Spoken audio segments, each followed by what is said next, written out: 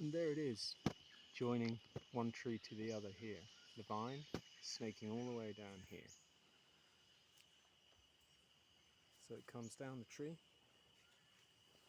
And here is the most powerful plant in the whole of the jungle. This amazing thing. The shaman scraped off some part of it yesterday here to show and explained. My finger's in the way. So this is it. See how thick it can be? It's beautiful. So this is ayahuasca, and it's the male energy. Here's one of its tendrils that will snake across and find another tree here. Maybe climb up itself or whatever it's going to do. It's probably trying to find these. Maybe we can help it. But anyway.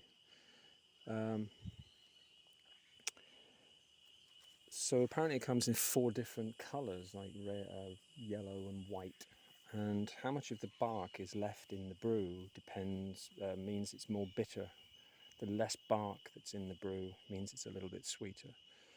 It's got a little bit of a licorice kind of tang, but every time I see somebody drink it, it makes me shudder. And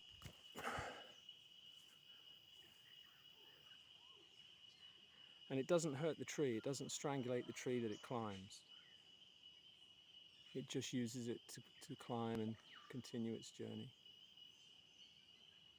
And we got given a piece of it yesterday by the shamans that was blessed with an Icaro sung into the piece, which I will make another necklace out of. But for the time being, I'll keep it in my pouch because we need all the protection that we can get when we leave here.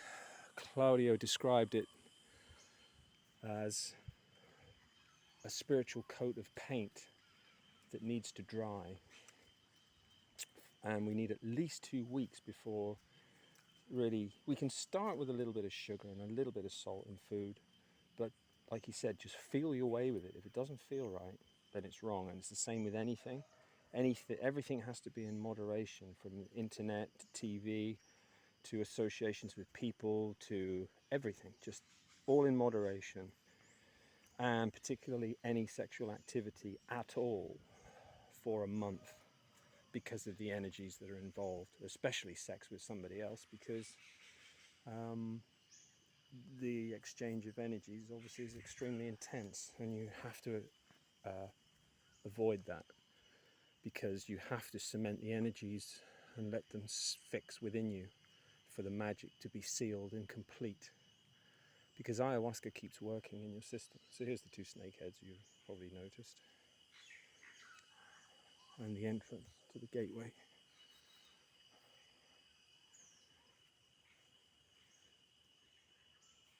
It's an absolutely beautiful place, but I actually prefer the jungle in Capitar. It was a bit more wild and it felt more alive in certain respects, but this place is to such a higher standard, and you can see the operation, how many people that work here, the cooking staff, the food is absolutely excellent, the routine is fixed, cannot be broken. Wow, look at this fella.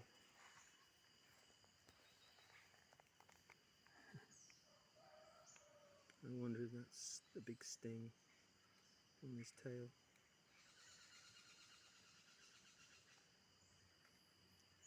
I walk around in bare feet here because I have absolute faith in Mama that I won't come to any harm, and I will be warned, and I've had plenty of experiences of just knowing in the core of my soul that that's the case. The level of protection here is extreme. It's because it has to be. It's an important training ground. So anybody thinking that they want to do ayahuasca on the cheap is really selling themselves short for the overall lessons that are to be learned here, because what you learn here will give you the reference point for any other future ceremonies and encounters with shamans. And of course here we have 4 in every ceremony, the power of which you will not believe until you're exposed to it. And it's the most frightening thing you will ever come across. I cannot understate that at all. Everybody here has been through some kind of personal hell. Now that sounds counterintuitive, and it's not, because it's about lessons. It's about showing what you're capable of, what you can withstand, but most importantly, it's to remove your lifetime of trauma. Because until you come here, everybody in the West and everybody who's never been and done ayahuasca has no idea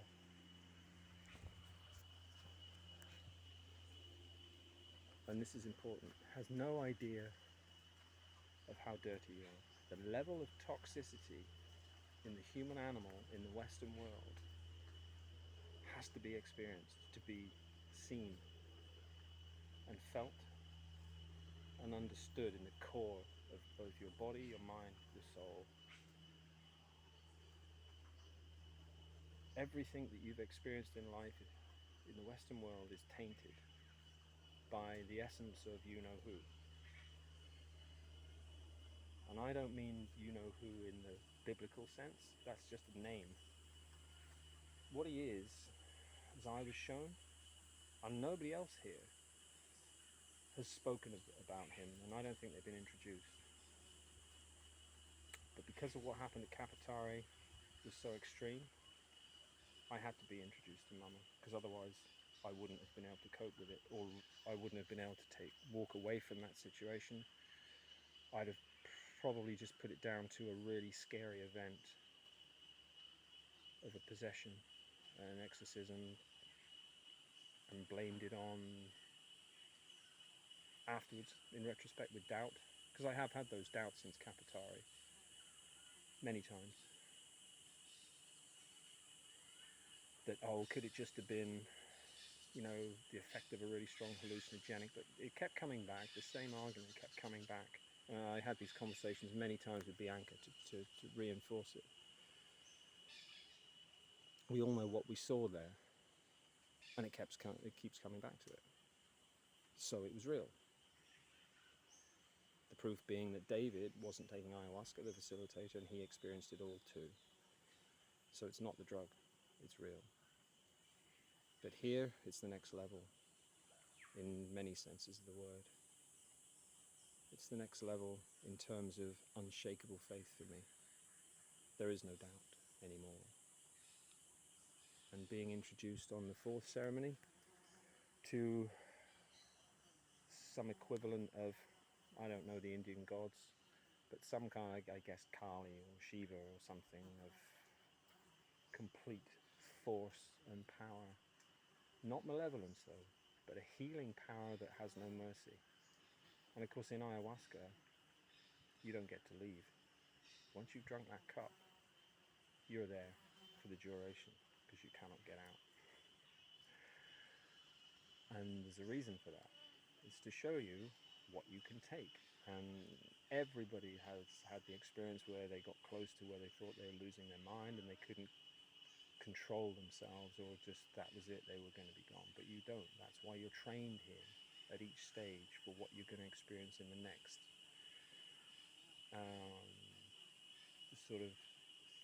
The Buddhist meditation mentality. It's very simple. It's just a question of deep breathing, refocus, come back to yourself, recenter. In Tai Chi terms, the lesson I had was regaining your balance. So when you're off balance and you lose it, and sometimes it just happens because that's the lesson. But Mama is always there. When it goes too far, she'll speak to you. In my case, Steve, you're losing control. You're lost. Recenter. Think. Concentrate. Breathe. Focus on your breathing. Regain your balance. And come back. And that's how it's done. But it's not easy. But, as I said earlier, it's not about breaking people. It's about fixing people. So in future, I will do more when I'm able, when the time is right. Not for way past a month now.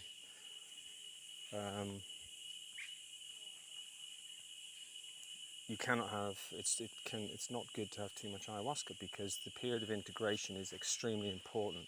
You get so much information downloaded into your head from all of your past life experiences, everything from, relationships, everything that's happened to you.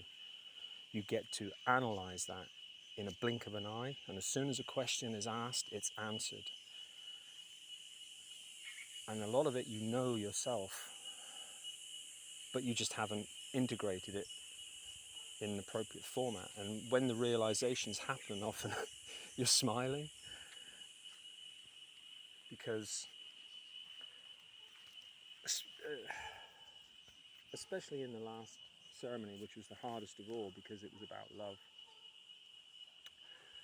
unconditional love specifically a lot, but also other types of love that you've experienced and whether they were conditional or unconditional. And in my case, I had the extreme. I was introduced to Senor again, but this time with no mercy, and allowed to have the feeling of being sucked in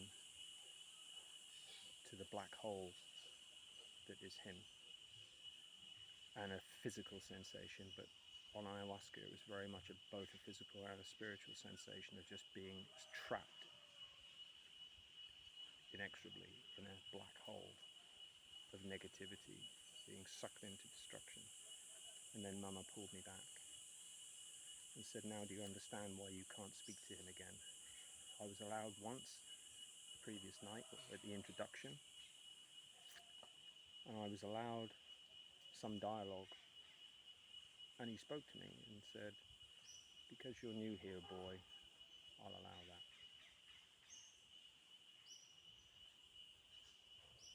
And then I had to think about him quite a bit after that and what he represented. But as Mama said, he's not what people think he is. He is also a teacher, but the harshest taskmaster you will ever come across.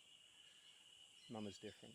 She's full of love and understanding, and she's there to help and bring you a sense of being connected to the supreme consciousness that created the universe, and you get it.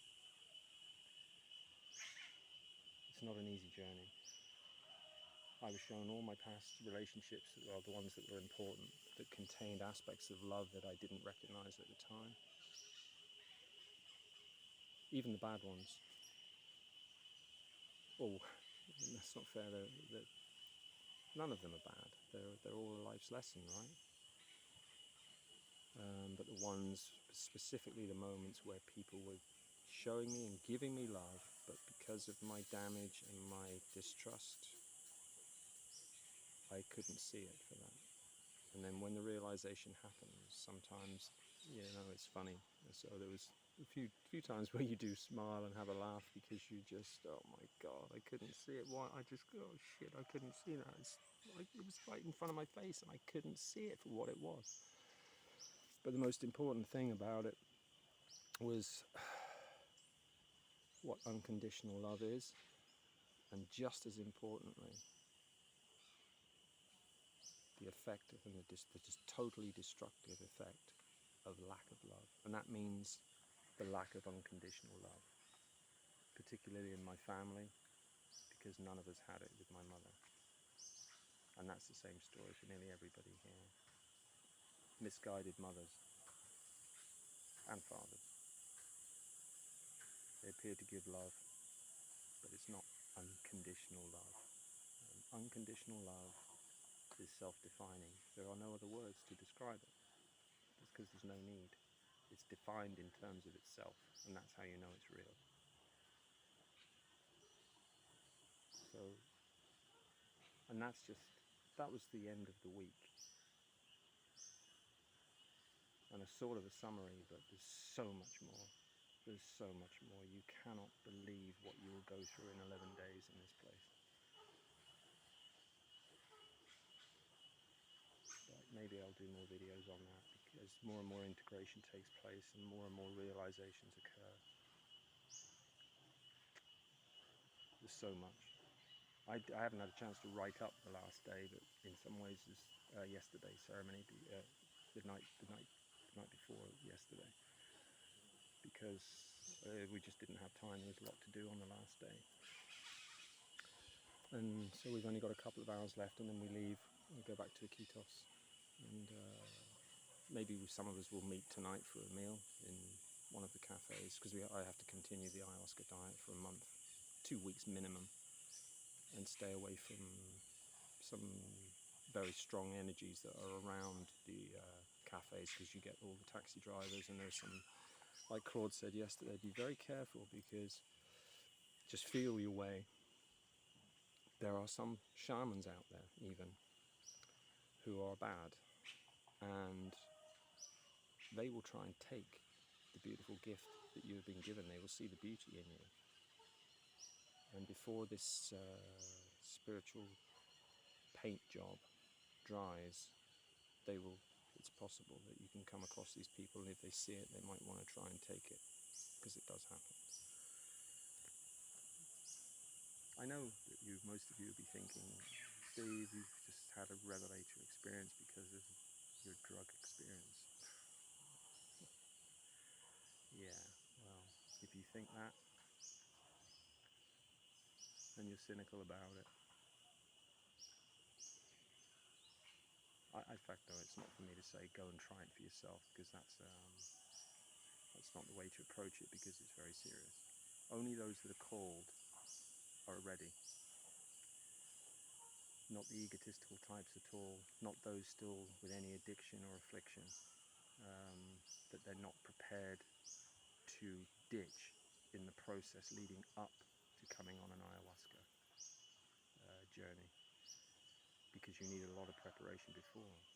You need to be, I can't stress this enough, you need to be absolutely as clean as possible, because you will suffer, and to minimize that suffering in some respects, you need to be feeling as good as you can possibly feel before you undergo this, because if you go, it will fix you, but if you don't take it seriously, you will go through hell.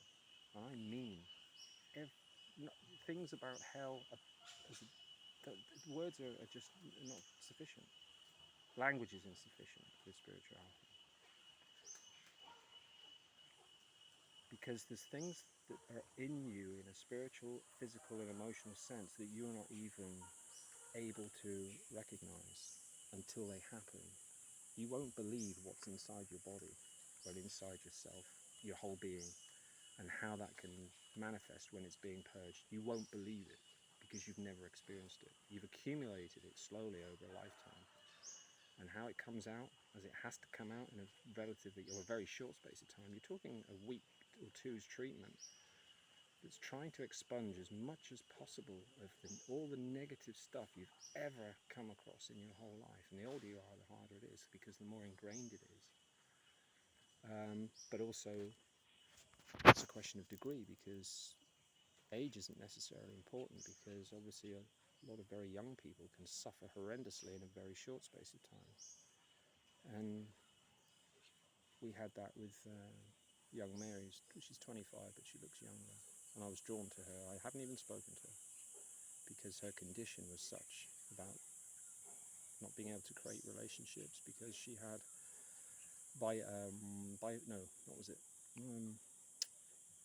borderline personality disorder, parent and sister. And the damage that was done by that parent was so extreme for her that she couldn't make relationships. So I didn't even speak to her, because I sensed it.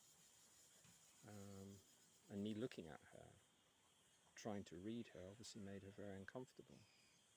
So she avoided me, and I knew that then everyone else I've spoken to, some that you get even closer to, yes, you know, you give your hugs to and stuff, because it's fine. Chris, for me, he's 65. He's like an old spiritual warrior. He's done ayahuasca before, 10 years ago and since. He's a great guy. So he's like another older brother added to the family. I now have the younger sister, and I now have the older brother. And I have the younger brother with David. So it's a replacement family.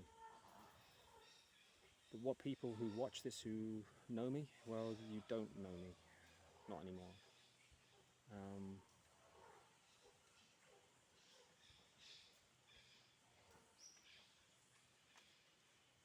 It's not about offending anybody or making them feel put out, but you have to realise what I know about the people, my friends that are back in the UK, and what I know about you. And you're not ready. You think you are.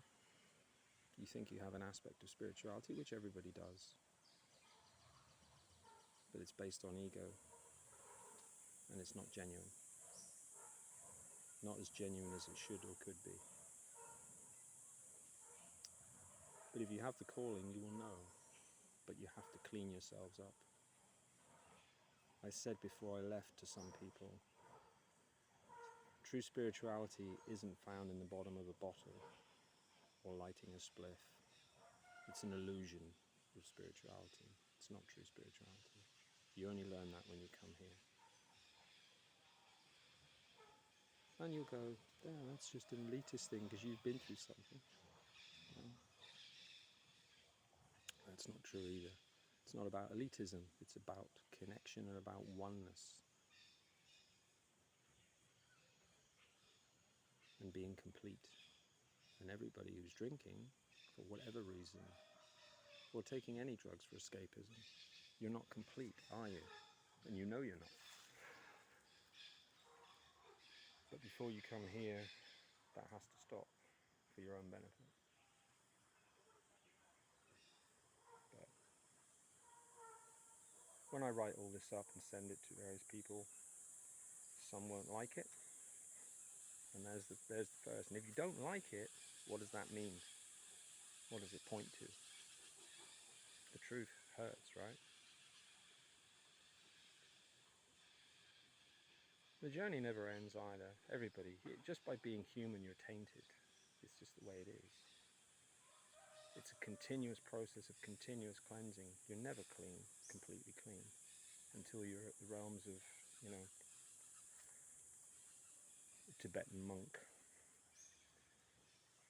the top level of spiritual enlightenment that's possible in the human form. So, and we're only a couple of bricks along the yellow brick road, where the path to spirituality is paved with suffering. And it always will be, and it will continue. There'll always be tests, because that's what the big guy does, right? The Signor, Sauron, as he came and looked a little bit like to me, but different, smoking his pipe. Interestingly enough, after I bought a pipe that day, and me and Chris had given an offering. Anyway, there's loads more videos I'll probably make now, because it's nice to actually speak about this rather than write it, but I will write it as well. But obviously there's a couple of people that are my priorities for that message as well. Top of the list being Bianca, and secondly Mike, because he's on his path. Bianca, I don't know until I get back today and connect with her, what's happened in Italy and where she is. But that's between me and her. So I've got a lot of time. I've got a month to put all this together in another format. And of course this video won't even be released for a long time, because the internet in Iquitos is shit, so the videos are too big to do anything with. But I'm glad I made it. I'll download it on the computer, at least I've got it, and then at some appropriate point in the future with fast enough internet I'll put it up. So a final look around.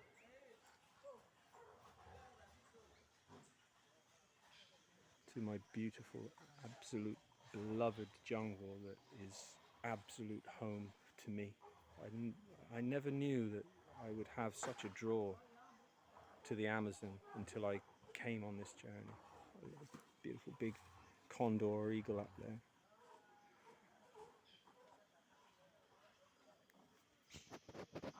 Peru is full of beautiful people, it really is.